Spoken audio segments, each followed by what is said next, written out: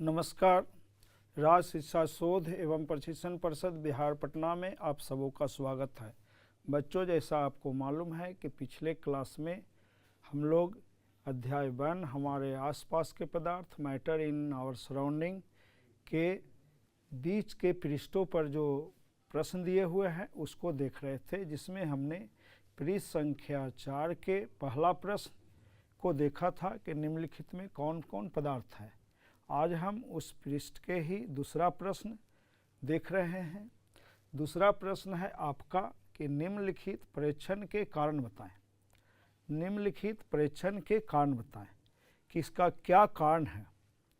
तो गर्मा गर्म खाने की गंध कई मीटर दूर से ही आपके पास पहुंच जाती है, लेकिन ठंडे खाने की महक लेने के लिए आपको उसके पास जाना पड़ता है। तो देखिए बच्चों, इसका पहले भी हम लोग इस जानकारी दे चुके हैं। आप देखे होंगे कि बहु जगह हम लोग पदार्थ के कणों की गतिज ऊर्जा की चर्चा किए हैं और वही उसी पर ये आधारित है। गर्मा गर्म खाना है, इसके मतलब है कि उसमें ऊष्मा अधिक है या और उसके कणों की गतिज ऊर्जा अधिक है। तो गर्मा गर्म खाने की कणों की गतिज ऊर्जा जो होती है ठंडे खाने की कणों की गतिज ऊर्जा की तुलना में बहुत अधिक होता है। इसीलिए गर्मा गर्म खाना के कण हवा के साथ मिलकर तेज़ी से दूर तक फैलता है और आपको दूर से ही पता चल जाता है कि हमारे आसपास, हमारे घरों में, हमारे दोस्तों के घरों में, हमारे आस पड़ोस के घरों में कौन सा खाना बन रहा है, क्योंकि हर खाना का अपना एक खास गंध होता है, हर मसाला का एक गंध होता है और हर खाने में कुछ अलग टाइप के मसाले के प्रयोग होते हैं, जिसकी गंध जब हम पाते हैं तो हम दूर से ही ये जान जाते हैं कि मेरे मोहल्ले में के मैंने किस घर में या क्या पक रहा है। तो ये जो है गर्मा गर्म खाने के कण की गतिज ऊर्जा के कारण ऐसा देखने को मिलता है। अब हम लोग पृष्ठ संख्या 4 के जो अगला सवाल है प्रश्न संख्या 3 उसको देखने जा रहे हैं। अब बच्चों, हम लोग पृष्ठ संख्या 4 का तीसरा प्रश्न देखने जा रहे हैं। जो प्रश्न है, स्विमिंग पूल में गोताखोर पानी काट पाता है, इसमें पदार्थ का कौन सा गुण प्रेक्षित होता है। तो आप देखते होंगे बच्चों कि जैसे जो ठोस है उसको आप चाहें, जैसे आपके घरों की आपके कमरे की दीवार है, आप इस कमरे से दूसरे कमरे में जाना चाहें तो दरवाज़ा हुक जाते हैं।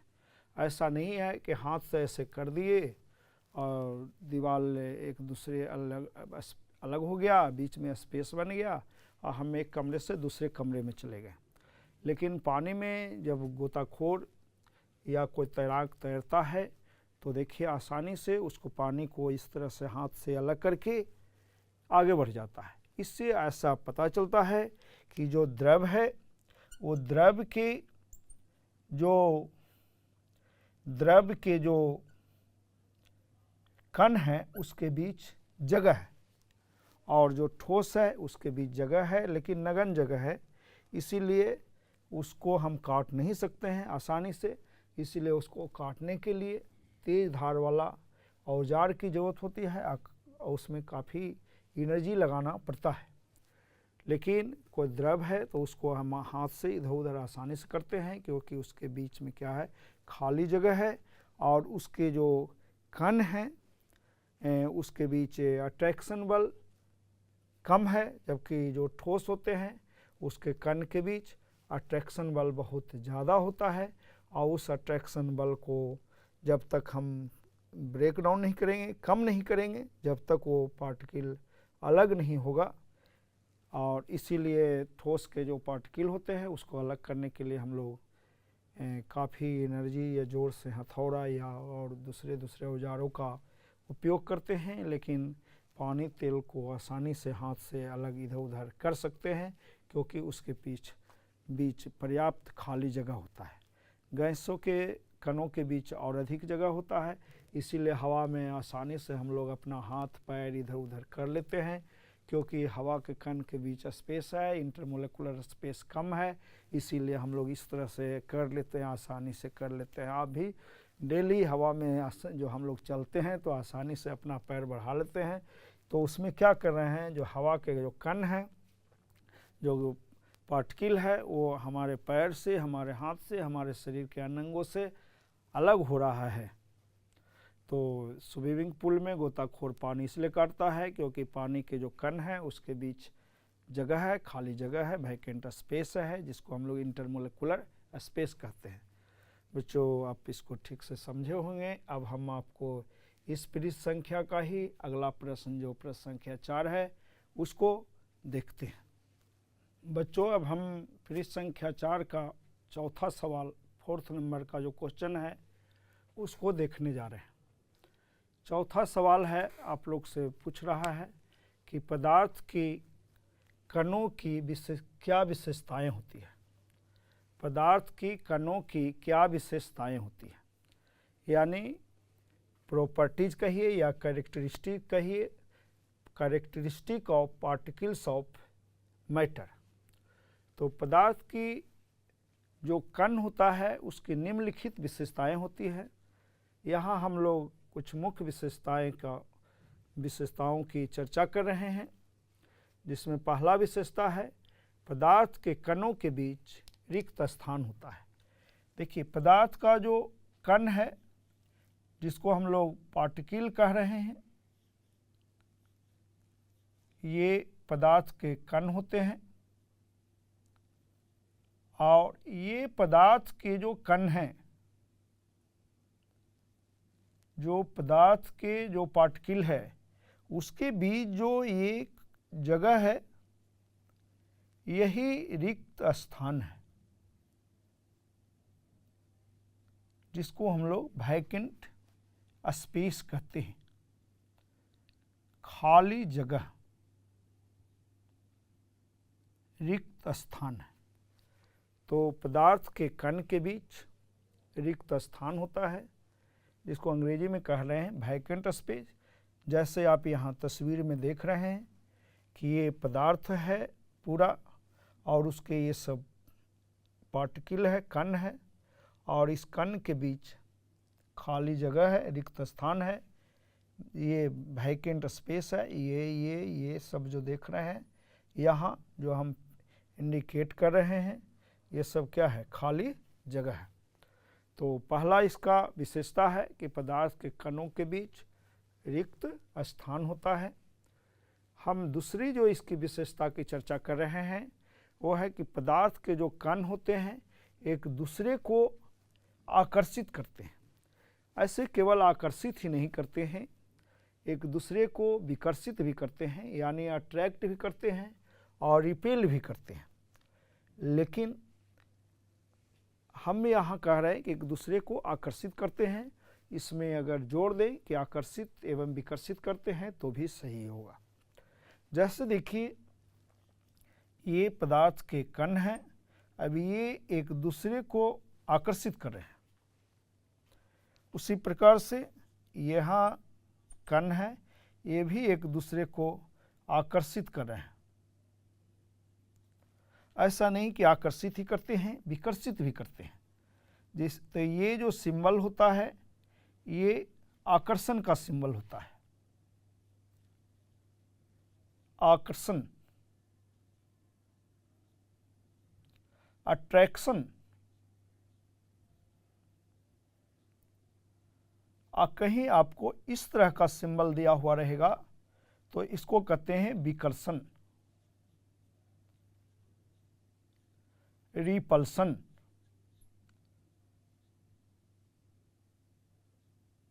अभी इसका मैग्नीट्यूड क्या है, इस पर निर्भर करता है, ये मैटर टू मैटर चेंज करता है। अब देखिए, ये पार्टिकल है तो इसके बीच भी आकर्षण फोर्स काम करेगा। तो ये पदार्थ की एक मुख्य विशेषता है कि इसके कणों के बीच आकर्षण फोर्स लगता है, यानी पदार्थ के कण एक दूसरे को आकर्षित करते हैं।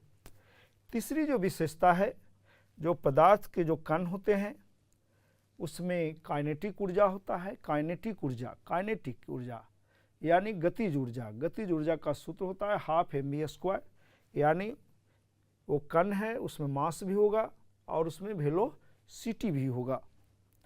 तो अगर मान लीजिए कि यही कोई पदार्थ है और इस पदार्थ के ये सब कण हैं, तो ये रैंडम मोशन में रहता है, इधर उधर घूमते रहेगा, कोई इधर घूमी, रैंडम मोशन। रैंडम मोशन माने डायरेक्शन लेस, कोई फिक्स डायरेक्शन नहीं होता है, तो इसी को हम लोग कहते हैं रैंडम मोशन। तो पदार्थ के कण निरंतर गतिशील होते हैं। हाँ, ये है कि अब पदार्थ के जो डिफरेंट अवस्था है, डिफरेंट जो स्टेट है, सॉलिड लिक्विड गैस, उसके जो कण का जो काइनेटिक एनर्जी होगा अलग अलग होगा। कहने का मेरा मतलब है कि उस जो गतिशील हो गए उसके जो गतिशीलता का जो स्पीड होगा वो अलग अलग होगा, उसकी जो वेलोसिटी होगी अलग अलग होगी। अब हम लोग दूसरे पृष्ठ का सवाल हल करने जा रहे हैं। तो बच्चों, हम लोग पृष्ठ संख्या 6 का, पेज नंबर 6 का प्रश्न संख्या 1 पहले देखने जा रहे हैं। ये प्रश्न संख्या 1 है, किसी तत्व के द्रव्यमान के प्रति इकाई आयतन को घनत्व कहते हैं। ये आप लोग जानते होंगे कि मास पर यूनिट वॉल्यूम को घनत्व कहते हैं, यानी घनत्व बराबर द्रव्यमान बटा आयतन। यहाँ आपको कुछ उदाहरण दिया हुआ है, जैसे वायु, चिमनी का धुआं, शहद, जल, चौक, रुई और लोहा। इसको घनत्व के बढ़ते हुए क्रम में सजाना है। बढ़ते हुए क्रम के मतलब आप लोग जानते ही हैं कि जिसका सबसे कम घनत्व है उसको सबसे पहले लिखेंगे और जिसका सबसे अधिक है उसको सबसे बाद में लिखेंगे।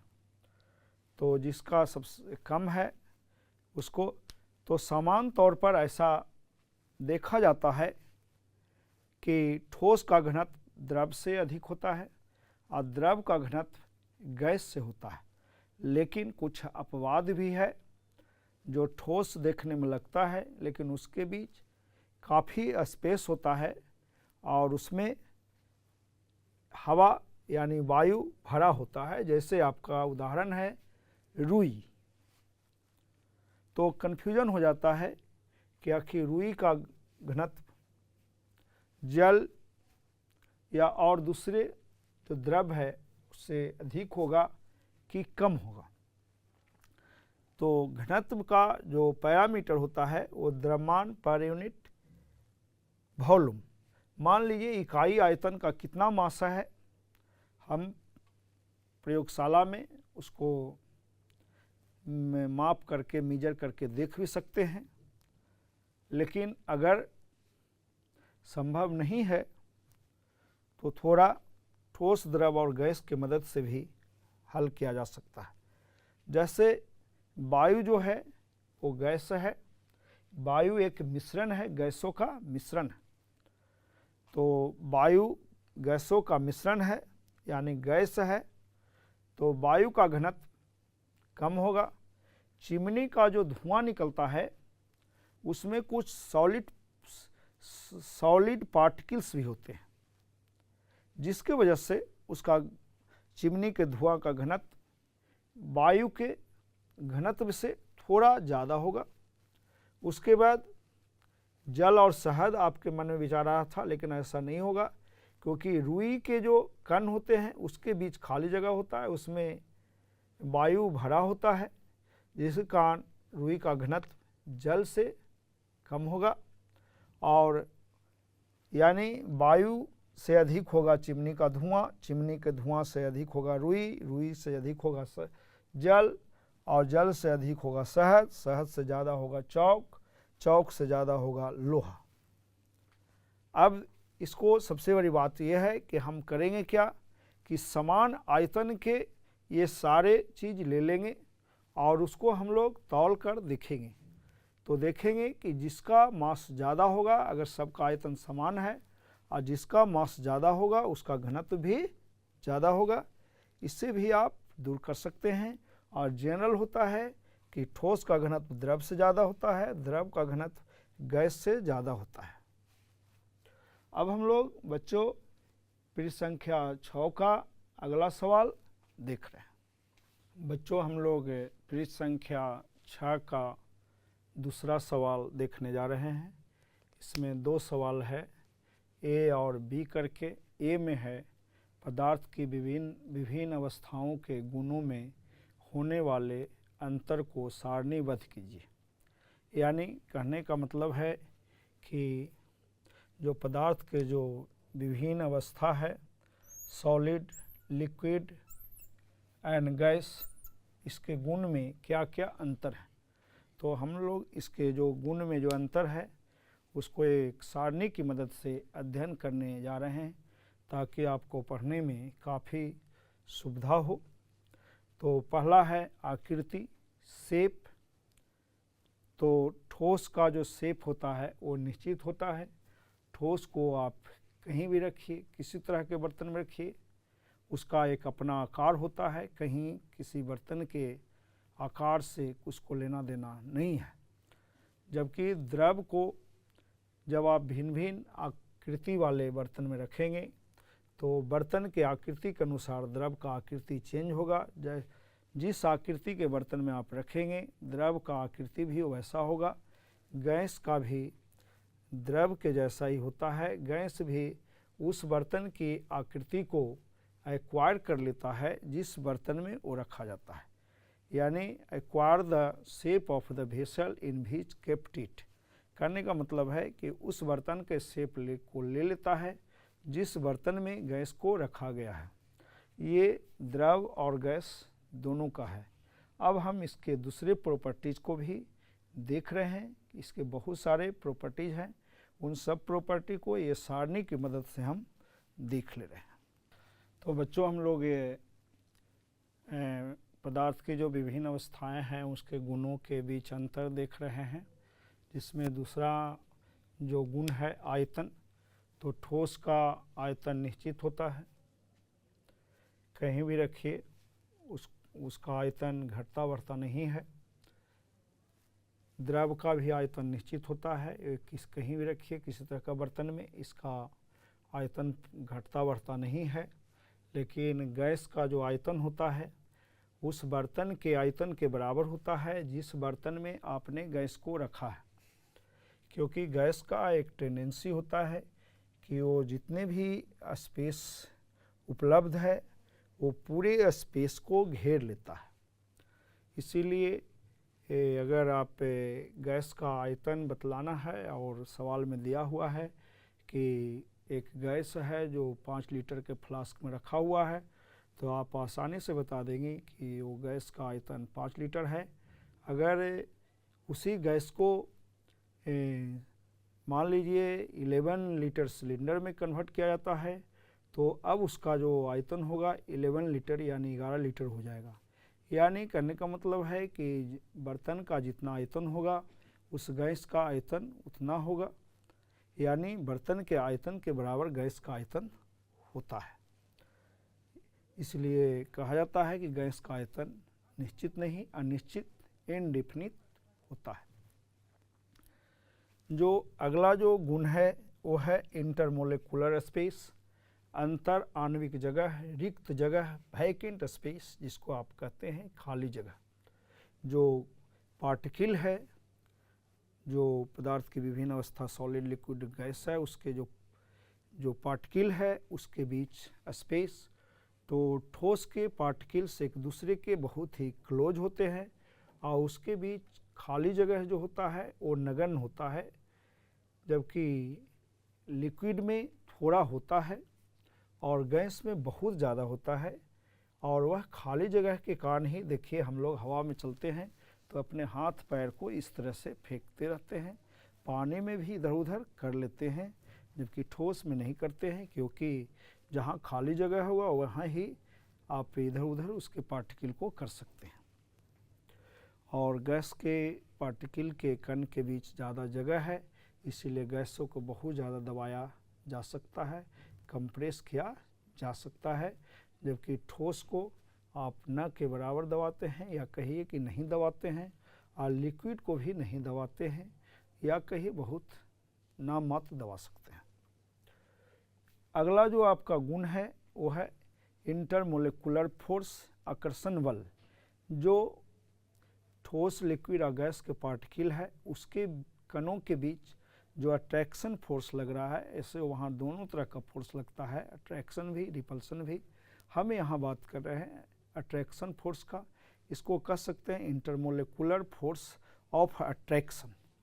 तो इंटरमोलिकुलर फोर्स ऑफ अट्रैक्शन जो होता है वो सॉलिड के पार्टिकल के बीच स्ट्रॉन्ग होता है, जबकि जो लिक्विड होते हैं उसके पार्टिकल के बीच अट्रैक्शन फोर्स सॉलिड के तुलना में कम होता है और गैस के तुलना में ज़्यादा होता है। और गैस के पार्टिकल के बीच अट्रैक्शन फोर्स बहुत ही कम होता है और उसका काइनेटिक एनर्जी उसके पार्टिकल का ज़्यादा होता है और काफ़ी दूर दूर एक दूसरे से रहता है। तो हमने देखा कि इंटरमोलिकुलर फोर्स ऑफ अट्रैक्शन जो है सॉलिड के पार्टिकल के बीच स्ट्रॉन्ग है, लिक्विड के पार्टिकल के बीच ठोस से कम, गैस से ज़्यादा है, और गैस के पार्टिकल के बीच जो अट्रैक्शन फोर्स है वो बहुत वीक है, माने फोर्स का जो नेचर है वो बहुत वीक है। अब जो जो पृष्ठ संख्या 6 के जो और सवाल हैं और जो सवाल हम देख रहे हैं उसमें कुछ और अंतर जो आपको हम बतलाएंगे वो अगले क्लास में बतलाएंगे। उम्मीद है कि आप लोग इन सारे सवाल का जो उत्तर हमने बतलाया उसको ध्यानपूर्वक समझे होंगे, नोट किए होंगे और अपने दोस्तों के बीच चर्चा करेंगे। इन्हीं के साथ मैं आपसे फिर इसके आगे के सवाल लेकर अगले क्लास में मिलता हूँ। तब तक आप लोग को बहुत बहुत धन्यवाद।